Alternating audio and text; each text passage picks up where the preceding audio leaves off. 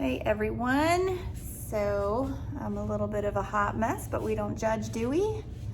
Okay, so tonight's lesson is going to be on tables of equivalent ratio. It's just kind of looking at how to build those tables and how they use the information in the tables to understand our ratio relationships. And we can also use them for scaling. So I'll explain that in a bit. So it's lessons 9 and 10.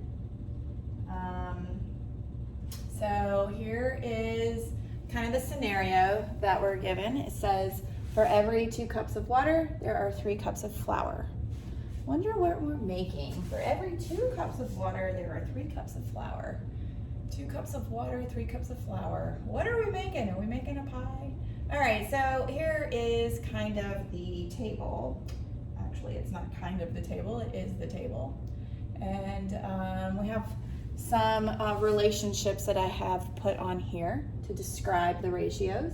So whenever we have a table, we label it appropriately for each column. And this column is for cups of water, this column is for cups of flour, and we start with the simplest form, or the value of the ratio. So for every 2 cups of water, there is 3 cups of flour, okay? So, and then we, for every 4 cups of water, we'd have 6 cups of flour. 6 cups of water, 9 cups of flour. 8 cups of water, 12, 10, and 15. And then when we build our table, we kind of look at the relationship between our columns. We look at our relationship across here, okay? So if we look, we say that our relationship of cups of water, when we look at the first one and the second one, we're adding 2. And from the second to the third, we add 2, third to the fourth, and the fourth to the fifth. So we know if we were to add another column here, another row, we know the next number would be 12. And we do the same thing with the cups of flour. So 3, 6, 9, 12, 15. Every one, we simply add 3 more cups of flour. Kind of get it? So, and then we look, the value of the ratio, obviously in the first row is 2 to 3. The value of the ratio in the second row, 4 to 6, is also 2 to 3. And the value, 2 to 3, 2 to 3, 2 to 3, okay? So it's that lesson that you guys did last week on lesson 7 and 8 on the value of a ratio. So essentially, if fractions or ratios are equivalent, it means they have the same value. You can simplify them the same. All right, now we have this other one. We're gonna build a table a little bit differently. It's gonna look different than this table, just to show another way to make a table. For every 3 pages, you make $700. Dealing with some bigger numbers here, but doesn't change how we make the table. Just the numbers are a little bigger. And it asks here, well, how many pages would you make for $1,400 or $4,200? Here we go. So the way that I have built this table is now we're going across this way, where the table above, we made columns and we labeled the top of each column. Here we're making a table out of rows and we label each row. So we have total pages and we have total money. So our value of our initial ratio is $300 to $700. That's the simplest form. So we know that we could divide 3 by 3 to make 1, but can we divide 700 by 3 to simplify it even further? Because we have to divide our numerator and our denominator by the same number. And if you remember when we talked about divisibility rules, we know numbers are divisible by 3 if you add the digits together, and you get a number that is divisible by 3. And if we add 7 plus 0 plus 0, we get 7, and 7 is not divisible by 3. So that's how we know that this is simplest form, okay?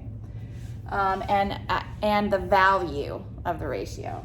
So we kind of build from there. We just kind of double, multiply our 3 by 2, and we get 6, multiply our 3 by 3 and get 9, multiply our 3 by 3 and get, or 3 by 4 and get 12, multiply 3 by 5 and get 15, and then multiply 3 by 6 and get 18. Or just add 3 each time. 3 plus 3 is 6, 6 plus 3 is 9, 9 plus 3 is 12, 12 plus 3 is 15, and 15 plus 3 is 18, okay? And then 700, do the same thing. 700 times 2 would be the next one, or 700 plus 700. And then 700 times 3 would be 2100 or 2100, or just add 700 to this one. Again, again, again. So from column to column for our total pages is add 3, and from box to box for our total money is add 700. So how many pages would you have to make for, how many pages would you have for earning $4,200? You would have 18 pages. Probably like typing them or writing them, you know. Sometimes that's in like newspaper companies and stuff, or magazines, they pay you for pages. Sometimes universities pay for stuff like that, you know, pages typed. If you're a really fast typer, you can make a lot of money. And so here is my question, which I already answered, but is there a smaller ratio for 3 to 700?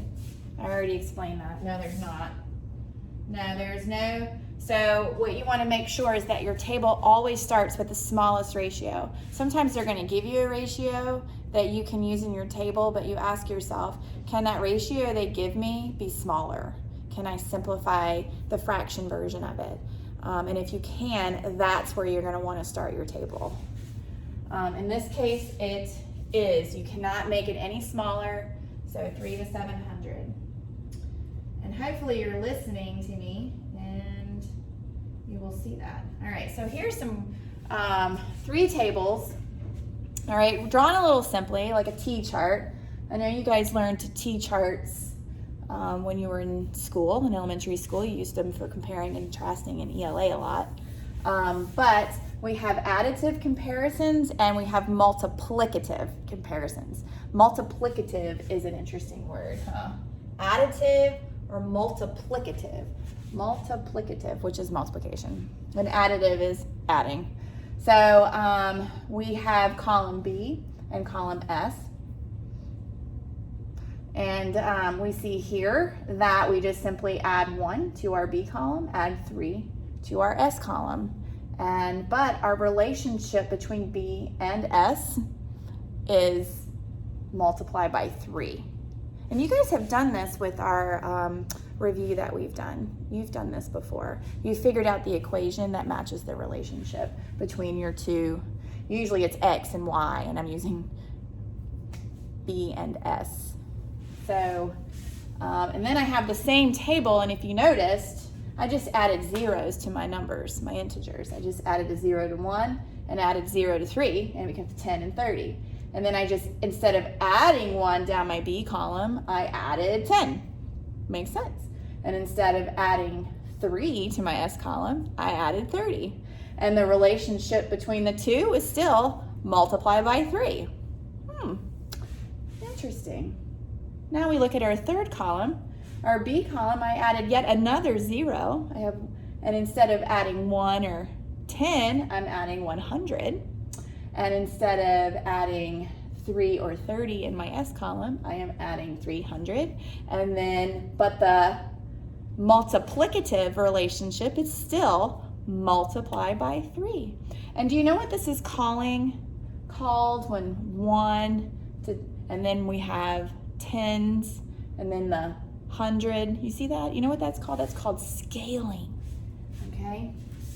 Scaling, where the multiplicative relationship between the two is still multiply by 3, but the additive numbers have increased, but the multiplicative is still the same. Do you see what I'm saying? So it's still multiply by 3, whether it's 1 to 3, 10 to 30, or 100 to 300, and that is called scaling.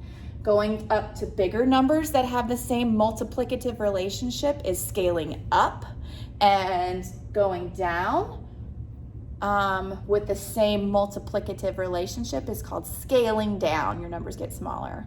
But the important thing is the relationship has to be the same rule, multiply by 3.